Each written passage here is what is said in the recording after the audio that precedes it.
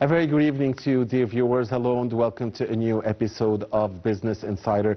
I'm your host for tonight, Muhammad Abdurrahim, and tonight we'll be talking about the 2025 AI Summit, the Global Summit for Good, that is being held in Geneva from the 8th to the 11th of this month in cooperation with 40 UN agencies and the participation of the government of Switzerland. And to talk to us about that very important Global AI Summit for Good is Dr. Nevine Makram Labib, and she is the Vice President of the Egyptian Society for Information Systems and Computer Technology. A very good evening to you, Dr. Nevine. As always, a great pleasure to have you with us. We know, Dr. Nevine, that you are a participant there at the summit, so you'll be talking to us about the objectives of this summit, how important it is to the globe, and especially the theme. I mean, AI for good or for humanity. This is something very important. Allow us, Dr. Nevine, and allow us, dear viewers, as we always do in this program, first to watch a report about our main topic for tonight, and when we come back, we'll start our discussion with our dear distinguished guests. Please stay with us.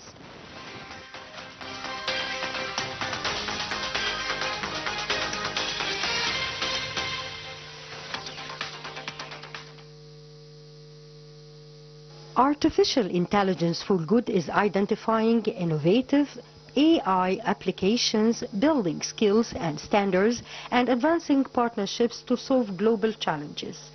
AI for Good is organized by International Telecommunication Union, ITU, in partnership with over 40 UN sister agencies and co-convened with the government of Switzerland. The 2025 edition takes place from 8 to 11 of July 2025. AI holds great promise to advance many of Sustainable Development Goals and targets. More than a summit, more than a movement, AI for Good is presented as a year-round digital platform where AI innovators and problem owners learn, build, and connect to help identify practical AI solutions to advance the United Nations Sustainable Development Goals. The AI for Good Global Summit is the leading action-oriented United Nations platform promoting AI to advance health, climate, gender, inclusive prosperity, sustainable infrastructure, and other global development priorities. The 2025 edition takes place from 8 to 11 of July 2025 in Geneva. AI for Good was established in 2017 by the International Telecommunication Union, the United Nations leading agency for digital technologies.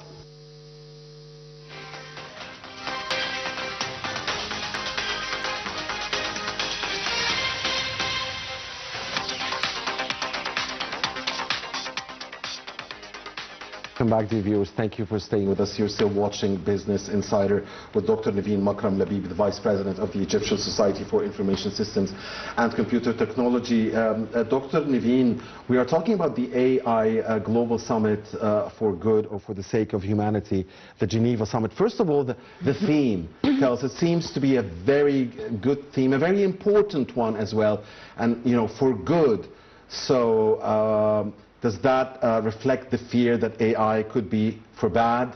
And when we say for humanity, tell us about that theme. What do you personally think about that theme? Actually, I believe that this is a very important topic to tackle, because we can definitely implement AI in a bad manner, not for the good of humanity, as we have witnessed lately many applications that are not at all and that we cannot call good. So here we're focusing on a way to tackle the AI in a different way. I mean, kind of focusing on the different applications that can be for the good of humanity, tackling, for example, the problems due to climate change, or the healthcare advancements, or the education, or special needs, or agriculture. Different sectors that are very important to the world, not only to Europe or not only to Africa. So that's a very important point, taking it from a different perspective. So we're not only talking about AI as a technology, but we're talking about the advantages, how we can benefit out of the AI technologies and applications so as to make the world a better place for all of us. Indeed, Dr. Nevine, and you've registered with to the summit, and you're a participant there. Yesterday was the first day, so I guess we still have 2 more days, the 10th and the 11th. Yes. What have you personally noticed this time around this year in the 2025 summit? What are your impressions so far? They're bringing very nice and very efficient keynote speakers. That's very important. And they're organizing panels, which is again very important, so as to be able to collaborate. That's, by the way, one of the objectives, how we can foster the collaboration between the various stakeholders. So you find that you have many policymakers, decision takers, NGOs, like the Egyptian Society, for example. We're there to witness what's going on worldwide in this domain, the private sector, the government. So I guess that's one of the best platforms, if not the best platform, for us as AI specialists. Wonderful. And you've mentioned collaboration. And I guess that when we say AI for good or for humanity, and reading about this summit, it is linked to serving the goals of the Sustainable Development, yes, the United Nations SDGs, and collaboration is one of the most important goals there. So can you talk to us more about that very important goal and about the link between AI Summit for Good, for humanity, and serving Sustainable Development Goals of the United Nations? Okay, so as to be able to achieve the goals, we're focusing now on the SDG 17, the collaboration between the various stakeholders. So you find, for example, the problem owners discussing their problems with the people that are the developers, the analysts, all of the people who are working in this field, in an objective to trying to find the best way, or let's say some suitable solutions for the problems, whether we're talking again agriculture or industry. And by the way, this year they're focusing on the robotics and the AI agents. These are 2 of the trends that are being discussed in this very important summit. And when we say focus on the robotics, do they mean, or because there is a fear that robotics can be used for bad? Yes. There are some fears related to robotics or robots replacing us as humans in different domains. So I guess again that's the good way of doing things. Like, for example, if you have a robot that is helping in surgery, right, that's very important, and that's very beneficial and very positive. But on the other hand, you can have some robots that are against human beings. So that's why, again, one of the problems that they're tackling is trying to find a way to foster the AI governance. How can we have a framework that includes all of the rules, the regulations, that can assure that AI is used in a positive and in a good manner for us as humans? Indeed. You've mentioned some of the topics that they are discussing for the good of humanity, including healthcare and education. And education and others. I wanted to focus on healthcare. First of all, Dr. Nevine, because I know that this is, you've been there for a long time in the AI applications in the field of healthcare, and I think that this is what made you enter this field. Is I had this passion for healthcare, exactly. Yes. And you mentioned surgery. When you mentioned, I mean, the good use of robotics, you mentioned surgery. That, of course, has to do with healthcare. So any updates, any revolutions in this domain? I mean, healthcare, AI applications for healthcare. Are we seeing in 2025 anything new that promises to serve health of mankind better than ever before? Actually, in this year, we're focused more on the personalized medicine. How can we get to know more about the patient so that we can assure that he or she can get a better treatment, a more accurate diagnostic, and so on. So providing better healthcare services for all. In order to do so, we've got to collect many data, that's the big data again, and we've got to analyze these data using AI techniques so as to have some patterns and some trends that can be used by the medical doctors and by all of the healthcare professionals so as to be able to provide better and improved healthcare services for all, even for the underserved areas. There is an ongoing trend now. I'm not sure if it's a trend or not. I'm sure that you know much more than I do.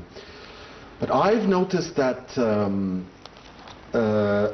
especially the younger generations now, if they have a small medical problem, they talk to ChatGPT or Gemini or Claude, yes. And others. Do you advise against this? I mean, or do you approve of this? Are these taking the place of like the real knowledgeable professional doctors, or are some of these applications really equipped to answer back some of the questions? I mean, what's your opinion about that? Let's say that there are some... Is it a trend, first of all? It is. It is a trend because the youth now are just using ChatGPT, or let's say generative AI, so as to make it more generic, in all fields. And whenever they have any question or whenever they need an advice, whether personal, professional, medical, and so on, they're using this ChatGPT.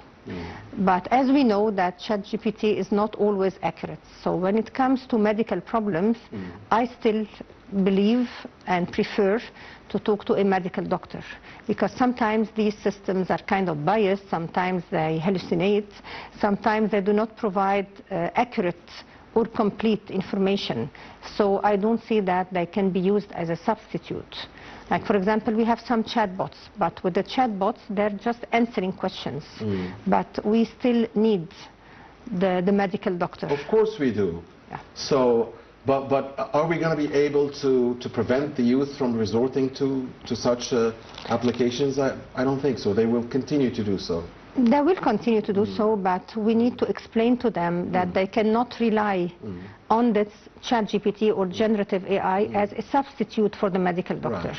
Maybe they can have kind of a medical advice, but that's all. Okay. Some of the other topics discussed in Geneva include climate change, fighting global warming. This is a very important topic. We're seeing now, I mean, in today's world, in this summer, we're seeing the heat everywhere. We're seeing the fires everywhere. So, combating global warming and climate change, how important is it at this moment in time? I believe it's crucial for everyone. So with the help of AI, we can have some predictions that can again help the policy makers and the decision takers trying to prevent the bad impacts. Because as you just said, that we witnessed many disasters lately. Including in Texas, for instance. Yes. I mean, and the question is, I mean, how was this not, it's a question that we all ask ourselves about. I mean, how wasn't there a precautionary warning to the people, saying in the Texas disaster, and of course all the condolences to all the victims in Texas or elsewhere in the world that suffered from similar catastrophes? Okay, when we talk about predictions, then we talk about uncertainty. You cannot predict for 100%. I mean, there is always kind of an error percentage. That is acceptable. That's one thing. The other thing is that sometimes you cannot help it. You have some warnings, but sometimes you have to go through the whole disaster. So. Serving people with special needs. How can AI help the quality of life for those with special abilities? Actually, we've witnessed lately that AI is providing many applications, many mobile applications that can help all of the special needs categories, so as to have kind of a normal, or let's say a simple, not a difficult life for them. So they have some applications that can make them communicate with others in a very simple way, or that can help them in their daily activities, whether we're talking, again, education or healthcare or even the simple life. Indeed. Agriculture and food security, I guess, was also one of the topics discussed there. So what are the latest innovations in AI regarding agriculture and food security? Also a very important topic in today's world. We have some chatbots that relies on system and that can talk to the farmers in a very simple way and advise them whenever they have any problem. So they again provide kind of an advice, trying to diagnose, if I may say. That's the farmer's doctor. Yes, that's the farmer's doctor, yeah, and it's very nice. By the way, we had a similar one here in Egypt. It's called Awadin. Yeah. Okay. Yeah, I was in the conference talking about agriculture last month, and I was very happy and proud that we have our own systems and our own chatbots talking in Arabic and providing advice in a very simple way and simple language to the farmers, trying to help them to deal with their daily problems in a simple and easy to access, as we say in our IT jargon. Very nice, Dr. Nevine. So if we stay, of course, with news from the summit, the 2025 AI Global Summit for the Good of Humanity, what are the primary objectives, Dr. Nevine, of this summit? Foster collaboration and connect all of the various stakeholders, whether we're talking about the problem owners, the AI developers, the NGOs, public sector, the private sector, all of us. So that's a very nice way to discuss our daily problems and to try to find some suitable solutions for it. And I guess this summit, will gather experts from all around the world. So yes. Surely there are exchanges of ideas, and how is like the communication like between experts, say from Egypt and say from Hungary, from Mexico, from Singapore, from Yemen? I mean, this is a gathering that combines the whole world. Everybody, yeah. So you have some sessions and you have the panels. And I believe that panels are very important because with panels you have the experts there to answer your questions. And you conclude with having some recommendations that can be not only insights but actionable insights. And surely there is an exchange of expertise in such discussions, right? I mean, people benefit, experts in that country benefit from experts from this country and so on, an exchange of... That's again one of the primary objectives, how we can have some knowledge transfer and sharing. And that's again very crucial because you have many different problems. And sometimes when you discuss your problems with people from another continent, then you can come up with some innovative solutions, not the routine or the regular way. What are some of the most common problems, Dr. Nevine, problems that everybody faces in the world of AI today? Problems that we face whenever we're trying to implement AI, you mean? Yeah, common, and something that is common between all countries of the world. Is not specific to a certain geographical location. Let's say the ethical issues. Ethical, yeah. Yes. That's why they're aiming at developing a nice and efficient AI governance framework. That's very important. Of course. It will remain the main issue, I guess, for a long, long time. If you want to implement AI so as to provide better life for everyone, then you have to focus on developing this framework. It's crucial. That's not a choice. And naturally, there is no total accord or agreement or one vision between the world's cultures regarding ethics. Naturally, I mean, there will be common ground, but there will also be areas where there are huge differences, I guess, between different cultures. Definitely, there are different cultural aspects, but we're focusing again on providing better services. That's why the use of the word goods. How we can have goods applications, not bad applications. So if it's good for humanity, if it's providing better services in any of the areas discussed, then we agree upon it. Otherwise, we have differences. If you talk about Africa is different culture-wise than Europe, of course, than the East and States. West. Yes, it's very normal. Yeah. But we need to focus on providing good applications. Of course, definitely. But you agree that there is a common ground, and we have to build on that common ground when it comes to ethics, and there are also differences that we must solve or try to solve. We're not going to be able to reach one common vision, I mean one for all, but at least find again some compromises. We try to compromise. I guess that's the word. Trying to compromise and to find a way to foster collaboration and to provide better solutions. Because if you speak, for example, about the climate change, then we're talking about a common problem. We're all suffering from this climate change.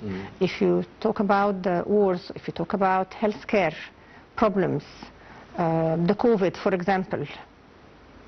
So if you see it that way, then you will find many common problems that we need to discuss and to find some solutions for.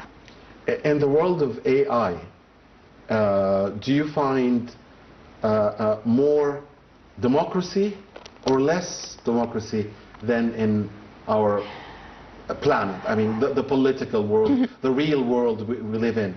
And maybe AI has become a real world as well. It's not just a virtual world anymore. You tell us. I mean. No, it's not a virtual world anymore. I mean, we're making use of AI, and it's there, and there is no way back. As we always teach our students, no way back, especially after coronavirus, as we witnessed worldwide. So I find that maybe it's more towards democracy.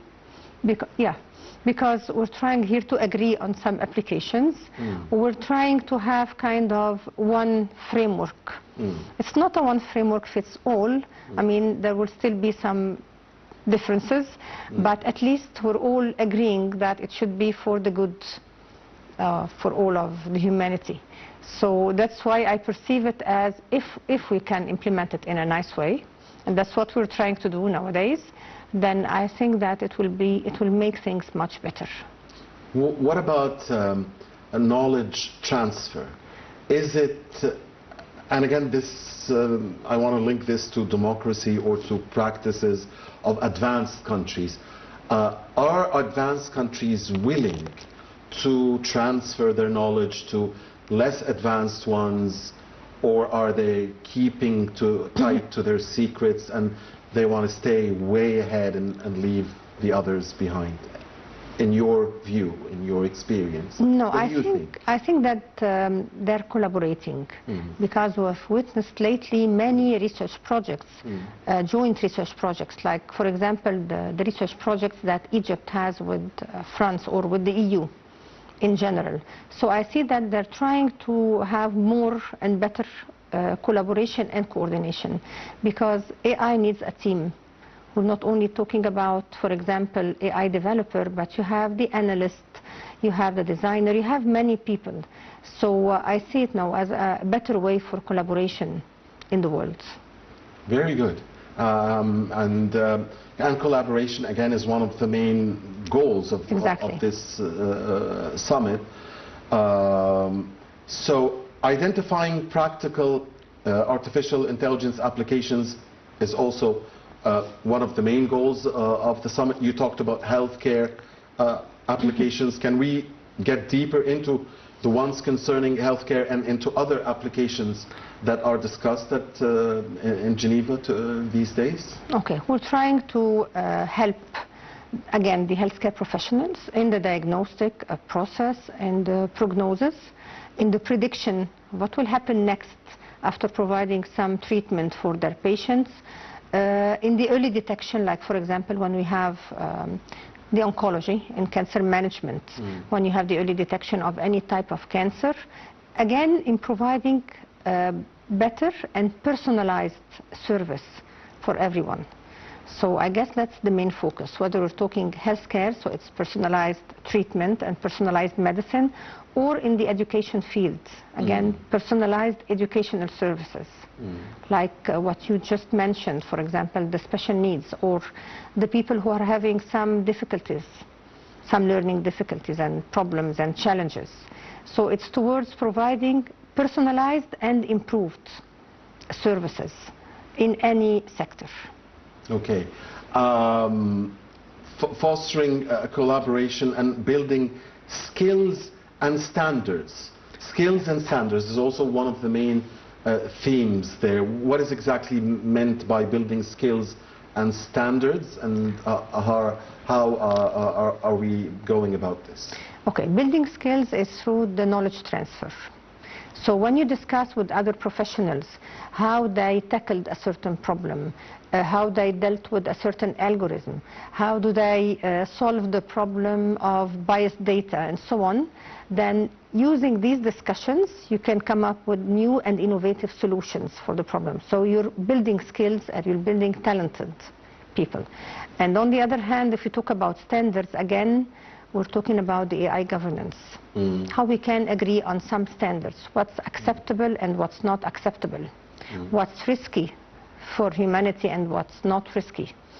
What are the problems that we can encounter whenever we implement AI, and how to face these problems. How can we ensure that AI is not causing any problems, like, for example, controlling humans. That's one of the problems. Or the privacy concerns. That's not acceptable at all. That was one of the discussions held there. How we can ensure that even when we make use, for example, of generative AI, that then we're not breaching the privacy and the confidentiality of the data. That's a debate that's going on there. How can you assure that you're making use of AI in a nice way, in a good way? Right, Dr. Nevine, and I mean, the word is kind of a little bit scary. I mean, risky for humanity and controlling humans. So you just mentioned, so how can really AI, what is the biggest threat here? What is the biggest fear? How can AI control humans? I guess when we rely on AI... Too much. Yes, too much. In all of our daily activities, in asking about any issue, any problem that like we the medical face. issues Like the medical. And then you become kind of a slave. And that was not meant to be. I mean, we wanted to help humans, not to make AI control humans. But sometimes that's a misuse. That's why we need to conduct more awareness campaigns, especially for the youth. So as to tell them that AI is very good and very beneficial, but take care that you do not become a slave. The elderly, do they also have this problem, even if it's to a lesser degree? Elderly generations, people in, let's say, 40s, 50s and older, do they have the same risk? Are they exposed to the same risk, or is it to a much lesser degree? Sometimes they're exposed to the same risks because sometimes they do not know about the fears, about the risks that can be made by this AI. So sometimes they think that when it is AI, then it's fair, then it's good, then it's ethical. So we try to explain to them that having an AI system does not imply that it is providing good and fair outcomes. It can be biased. Maybe it's not a human being, but it was trained by a human being, so it can be biased. I think this is a tough question, but I believe you would have the answer for it. Or Egyptian youth, are they, in your view, more susceptible to the risks posed by AI compared to their peers globally, or just the same or less prone to the risks, as far as you can detect, being exposed to the risk and prone to the risk of being controlled, say, by AI or controlled by AI?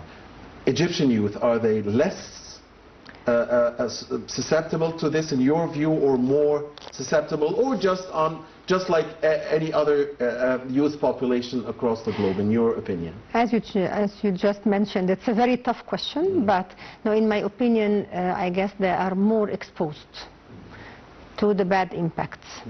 Like, for example, when We talk to the students about using generative AI. How can they benefit out of the generative AI? They do not know how to use it in a proper way. So they end up just doing some copy-pastes. They do not think.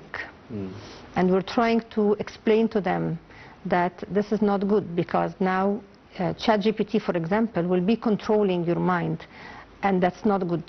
You should be thinking. You should have some critical thinking and creative thinking skills. And whenever you read the answer provided by ChatGPT, consider it just an opinion. But we need your opinion. We need you to think. So maybe we need to educate them in a different manner, because now they're exposed to all of these tools. So should I deduct from what you said that youth in developing countries are more at risk than youth in developed ones? Sometimes it's equal, and sometimes they're more, because they're very happy about these technologies. You know, whenever we talk about how users accept the new technologies, so they feel that this is very promising, and it's making their lives easier. But sometimes they do not realize the bad impact. They do not realize the risks. And again, it's our role as educators. We need to pinpoint this. We need to tell them that, for example, using ChatGPT or Gemini is very good. I make use of these tools. But whenever I use Gemini, for example, I have to read the answer. Sometimes I agree or I disagree, and I have my opinion. So it's not a substitute of logic. Yes, of logic and of thinking and of our mindset. It should not control our mindset. We should still It's a huge responsibility that you bear, Dr. Nevine. I mean, you professors and experts in this field in raising the awareness of our youth. We were just discussing. Yes, we were just discussing this even with the TAs, because they're more close to the students. That's very normal. So we had our departmental meeting. I'm sharing the Department of Computer and Information System in Sadat Academy. So we were discussing this issue. How can we explain to them that having these very efficient tools is not a substitute of their opinions or of their assignments? We need them to think whenever they submit any assignments. So we were just talking that maybe we should educate them in a different way. Maybe we should explain in all of the courses that you can make use of these tools, but in a proper way and in an ethical manner. Not only you could make use, but you have to make use of these tools, as you mentioned, because there's no way back, as you mentioned. Yes, exactly. So, and this is why I'm saying this is a huge responsibility, because there is no way back. So we have to deal with AI. But we have to take care that sometimes it's not ethical, sometimes it's biased, sometimes it's not accurate, sometimes they do not provide the accurate definitions or concepts or solutions to the case studies, for example. So they still need to think. Very clear. That was, dear viewers, Dr. Nevine Makram Labib, the Vice President of the Egyptian Society for Information Systems and Computer Technology, talking to us about the Global AI Summit for the Good of Humanity, Geneva 2025. Thank you very much, Dr. Nevine. It was a great pleasure, as always. Thank you, Dr. Nevine. And thank you very much, dear viewers, for watching us. Please stay with 9 TV.